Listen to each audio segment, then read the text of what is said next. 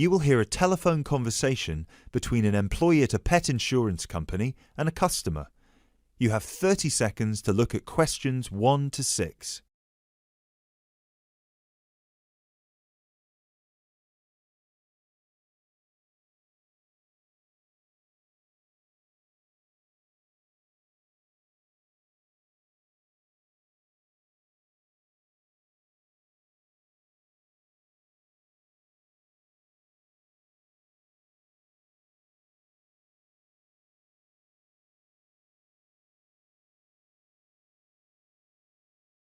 Pet Protect UK, how can I help? Oh, hello there. I'm calling to inquire about your pet insurance plans. Of course, just give me a second, please. Sure. So, have you checked our website already to see the options we offer? I've had a quick glance, and I think I'm interested in the basic plan. Great. I need to just ask a few questions first then. Is your pet a dog, a cat, or a rabbit? It's a dog. And is it a puppy or... No, he's 3 years old. Right. May I ask, has your dog been insured before? I just adopted him from the rescue center last week, and I think he'd been there a while, so I doubt it. Okay, so you've had him for a week then. That's correct. Great. I apologise for asking this, but your dog, what's his name by the way? Fenton. Fenton, is that spelt with an F? Yeah. Fenton. Great. Thank you for that. So, according to the rescue centre, has Fenton ever attacked, bitten, or been aggressive towards a person or another animal? No, not at all. Excellent. And is he a guide dog or... No, just a house pet. Great. And you said he's 3 years old. Do you know the exact date of birth? Oh, yes, it's on the adoption certificate. Just give me a sec. It's May 19th, 2013. And do you know, has Fenton been neutered? Yes, he's been castrated. Excellent. And final question, what type of dog is Fenton? Is he a pedigree, a crossbreed, or a mixed breed? A crossbreed, I think. Right, crossbreed... Wait, sorry. What's the difference between the three? A pedigree is a dog whose parents are of the same breed. A crossbreed is from 2 different breeds, while a mixed breed is 3 or more. Then he's a mixed breed. Sorry about that. Right, no worries. So, could I take your full name, please? My name is Peter Pischinger. That's Pischinger. Right, thank you for that. And what's your address? That's 27 Cherry Drive, NW8 3HD. 3HD. And finally, a telephone number, please. 020-3634-7957. Thank you.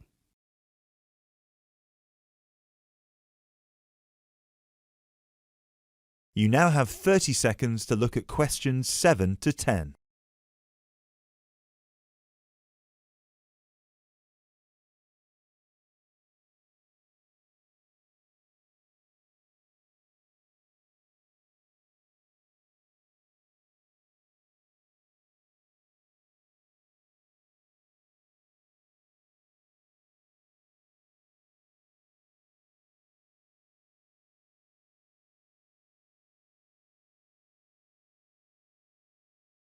Now, you said you were interested in the basic plan.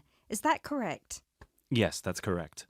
May I ask, are you planning to switch insurance providers after the first year of your pet insurance, or is there a possibility you might renew with us? I haven't really thought about it. Why? The reason I'm asking is because if you plan to renew with us, it might be worth considering our premium or ultimate premium plan. With the basic plan, you will have to pay the same fee of £8 per month regardless of how long you stay with us.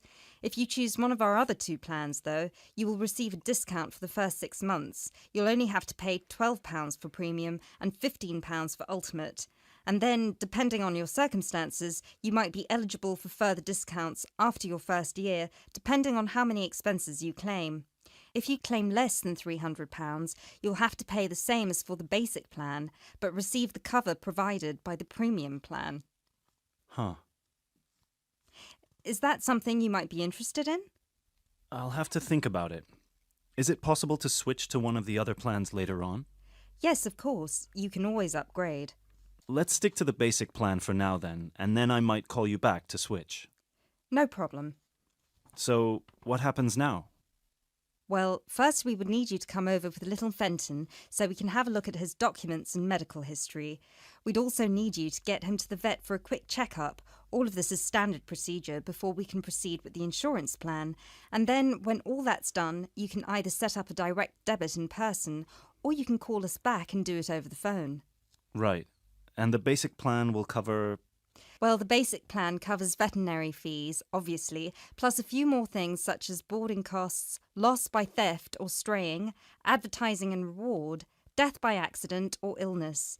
You can find a comprehensive list on our website, or I could forward it to you via email if you prefer. Thanks. I'll check the website. No problem. So, shall we book you an appointment so you can come over?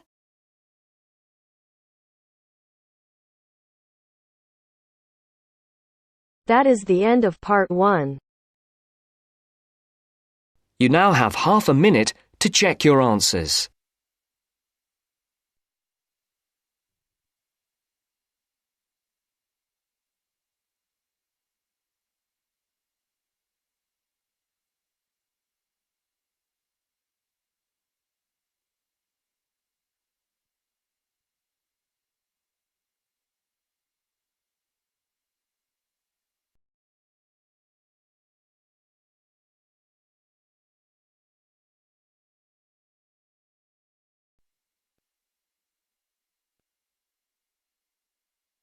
Now turns to part 2. Part 2. First, you have some time to look at questions 11 to 17.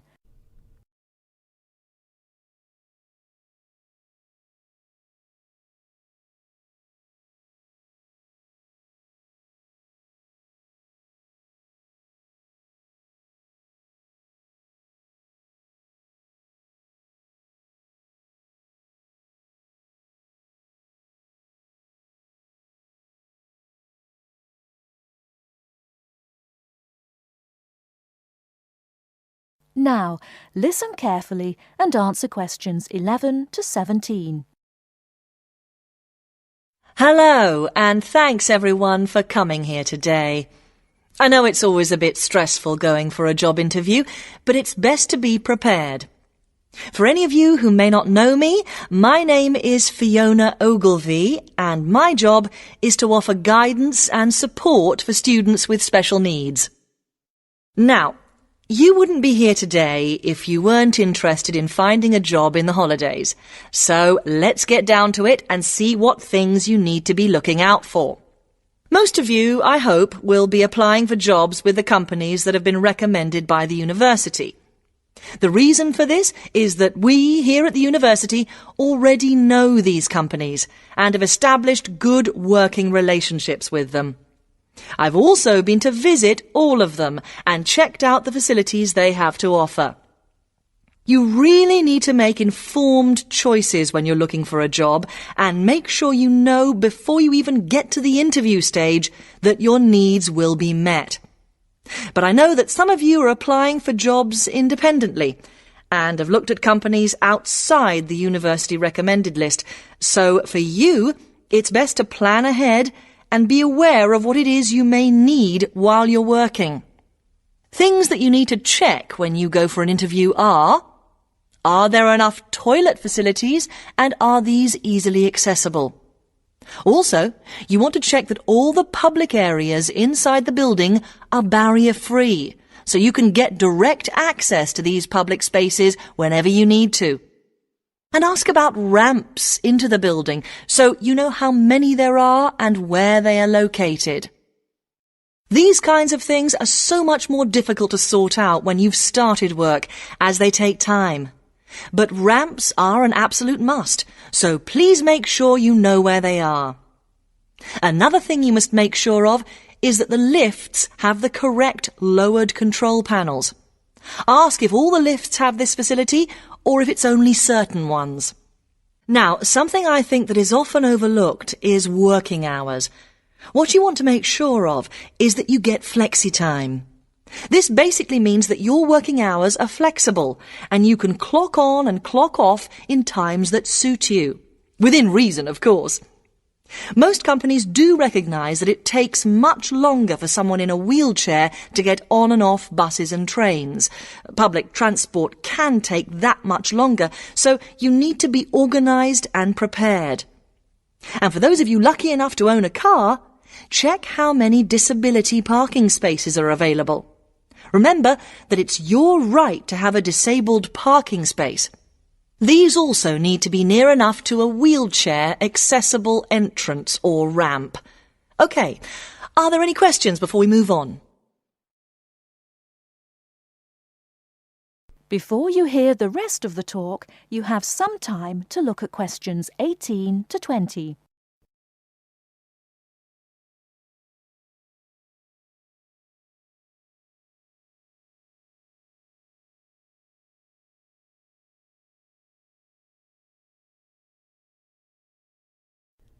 Now listen and answer questions 18 to 20. Right, let's move on then. Now I want to talk you through the series of visits to companies which we've got planned for next week. On Monday morning, we will be visiting the Lowland Hotel. They have various summer jobs available, working as a receptionist or conference organiser in their busy conference centre, organising and setting up conferences. You need to be prepared for working in an office environment and spending quite a bit of time talking on the telephone. The bus leaves for the hotel at 9 a.m, so make sure you leave yourself plenty of time to get there. When you arrive at the hotel, please gather in the reception area and wait for someone to take you to your first session, which will be a talk. The talk at the hotel will begin at 10 a.m, and then there will be a short tour of the hotel. There will be a light lunch provided, which is usually salads and sandwiches. The next place we'll be visiting will be on Tuesday afternoon. We'll be going to visit a little local company that makes handmade paper and cards. For those of you studying art, this may be just what you're looking for. We'll be taken on a tour of the company which lasts 3 hours. The tour will start at 3:30 p.m, and after that you'll have a chance to meet some of the staff. Tea and coffee will also be provided. We have no trips planned for Wednesday, but on Thursday morning we'll be going to Tobago Travel Agency. This is a very popular choice amongst our students because you can get student discounts on holidays. We've booked a coach for this, and it'll leave from outside the refectory at 8 a.m. You'll need to bring a packed lunch for this, so please don't forget. There is a little canteen where you can buy hot and cold food, but this is closed on Thursdays. Friday, we'll be having representatives from all the companies visiting us, so you will have a chance to ask any questions, and of course, put your name down on the list if you're interested in working for them over the summer. This event will take place in the main hall next to the library, and it'll run from 10:30 until 4. I really hope you make the most of this excellent opportunity to not only earn yourself some extra money, but also to gain experience of what it's like to work. And if you'd like to find out more, then please ask some of the students who worked last year. They're all wearing green badges and will be happy to speak to you afterwards.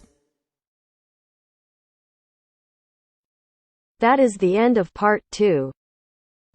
You now have half a minute to check your answers.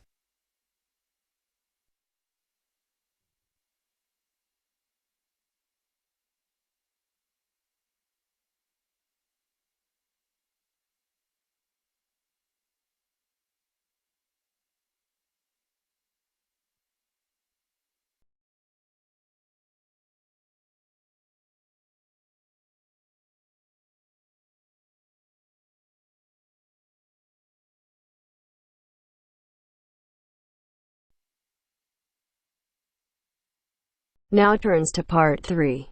Part 3. You will hear a conversation between 3 students who are preparing a presentation. First, you have some time to look at questions 21 to 25.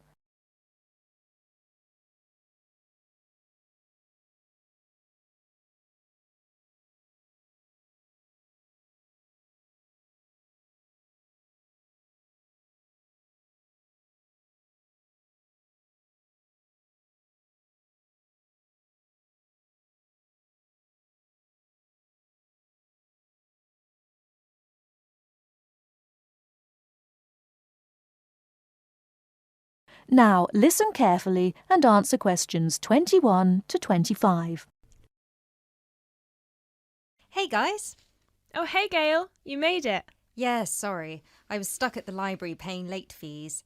Have you guys started going through the data yet? Yeah, we've already collated it and we've started designing the graphs we're going to use in the presentation. Oh, really?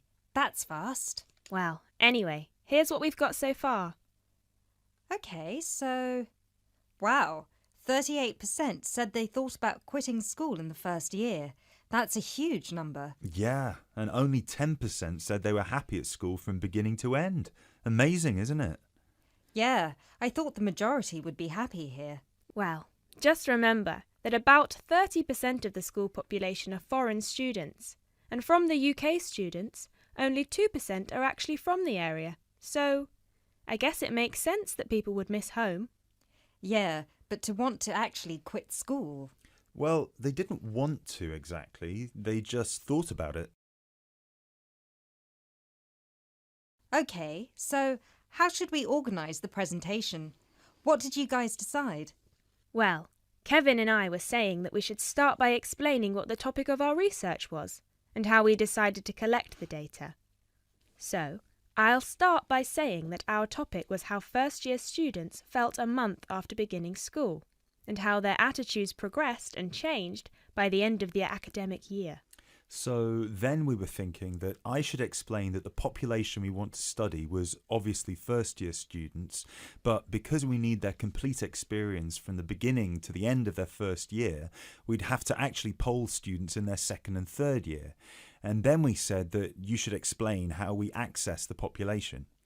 So I'll say that we got the permission from the school to go to different classes from different departments and hand out the surveys in paper form, right?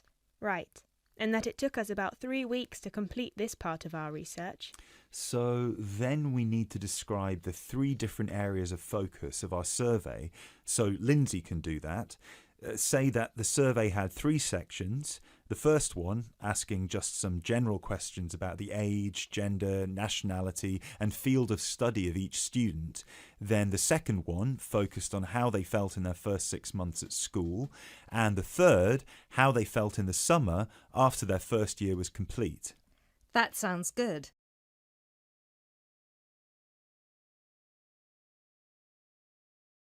You now have 30 seconds to look at questions 26 to 30.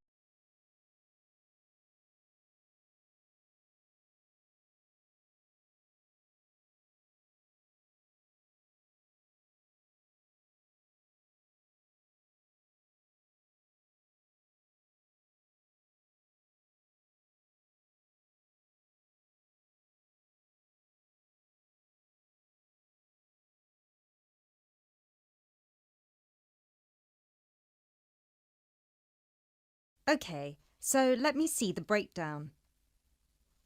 Okay, so we've got an equal distribution of boys and girls. That's good. Almost equal. 51% of the participants were boys, the rest were girls. Right, and 70% of the participants were British, while the other 30% were... 10% were from America and Asia, 2% were from Africa, and 18% were European. We had a small number of Australians as well, 0.03%, so I guess Europeans were 17.97% if you want to be precise. Which we should. Anyway, and obviously the age was all 20 or 21, with a few 19-year-olds. Only about 5%. No, wait. 4%. Right? No, it's 5%, look. Right, okay, so Lindsay will describe the 3 sections, And then you, Kevin, you'll describe the demographic and geographical breakdown, and You can start with the graph, and then we'll all explain the data together.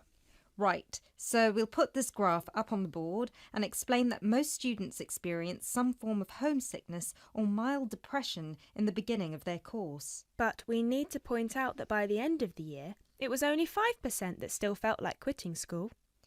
Yeah, but remember that we didn't actually have the opportunity to interview or poll any of the students who left school. So the information we have only relates to current students, and those numbers might be bigger in reality. Yeah, I guess we need to mention that. But we did check the dropout rate for the last 2 years, and it was very low, so at the end of the day, the numbers can't be much bigger. Yeah. Anyway, so after we explain the data and we show the 3 graphs with the background information and the responses for 6 months and 1 year, we should spend some time also talking about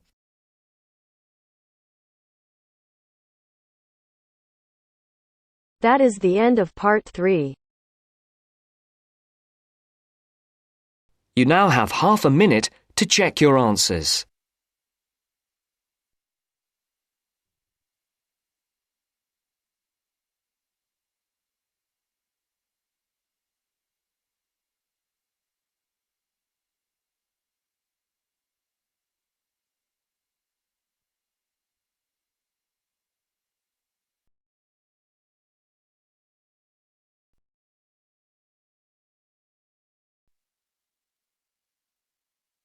Now turns to part 4. Part 4. Now turns to part 4. Part 4. Well, it's the beginning of the digital age, and technology is all set to completely revolutionise the way we watch TV, videos and DVDs and play computer games at home. First, you have some time to look at questions 31 to 40.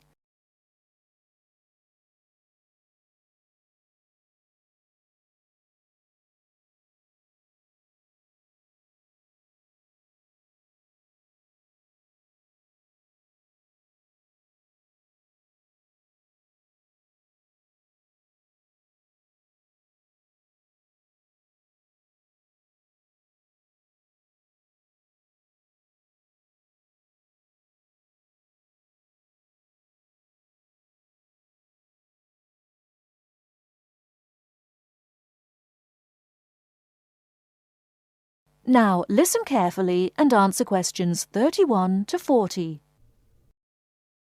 Well, it's the beginning of the digital age, and technology is all set to completely revolutionise the way we watch TV, videos and DVDs and play computer games at home. Here to tell us more about how we will be spending our leisure time at home in future is Anna Zabel. Hello. Yes, there will be huge changes in the way we use television, radio and new media in future. By this, I mean we will be able to do what we want, where we want and when we want. The result is that our homes will increasingly become home theatres, and all our entertainment at home will be available at the touch of a button. Now, most home entertainment these days is delivered over wires, but this is changing thanks to high-speed broadband. Downloading will become easier, and studios will eventually release movies, songs and video games directly to the consumer. So, for example, instead of a film opening on the big screen and eventually appearing on television, video and the internet, it can appear in all formats at once. This means that we will have more choice and control over the media we use. So, how will we use this media in our homes in future? There will be big changes in how we watch video and television. Several research groups and companies are trying to add depth to TV and other video displays in the form of a third dimension. So television and video screens will have depth. What do you mean by depth exactly? Do you mean 3D, like a hologram? That's right. When we say that a hologram has 3 dimensions, it means that we can see not only up and down and left and right, but forwards and backwards too. When we talk about dimensions, we call forwards and backwards depth. So when we say that a hologram has 3 dimensions, it means we can see up and down and left and right, just like a picture or photo. But we can also look into the hologram because the image it contains has depth. So instead of watching films on a flat screen, we will be watching them in 3D. Absolutely. Well, as we live in a 3D world, we shouldn't really be watching television and films in 2D, and the technology to make this happen is already there. 3D screens are being developed which can be placed throughout the house, even in busy areas of our homes, like doorways and halls. Now, these screens appear to float in air. So in the future, 3D holographic images will be sent into our homes, and we will be able to experience the action as if it is taking place right in front of our eyes. So the action won't just look real, it will be real. Incredible! How does this technology work? Well, to get through 3D, each of your eyes has to see a slightly different image. 3D screens interweave multiple images in vertical stripes using special coatings and filters built into the screen. This means that each eye sees a different set of stripes. These screens are called lenticular screens. Now, these screens are easy to produce, and some laptop PCs and cell phones already have them. However, lenticular screens do have one disadvantage. The strain on the eyes and brain of putting together a 3D image from 2 flat ones can result in headaches and dizziness. But a few companies have developed a hologram 3D display which does not cause these problems. Instead of building images, then leaving them to the brain to put together, holograms create a whole image that reaches the eye exactly the way light from a real object does. You can even walk part of the way around a holographic image to see side and back views, just as you would do if the object was right in front of you. Twin holograms will let a couple watch 2 different programs on the same screen, even if they sit next to each other on the living room sofa. So no more arguing about which program to watch. That's right. Patio screens are being developed too. Patio screens? What are they exactly? Well, a patio screen is a big inflatable screen, which means you can take it outside your home and watch a film in your garden. Some patio screens are even equipped with DVD players, and some new ones may even have a wireless connection. Amazing developments there. Well, join us after the break when we will be talking. That is the end of part 4. You now have half a minute to check your answers.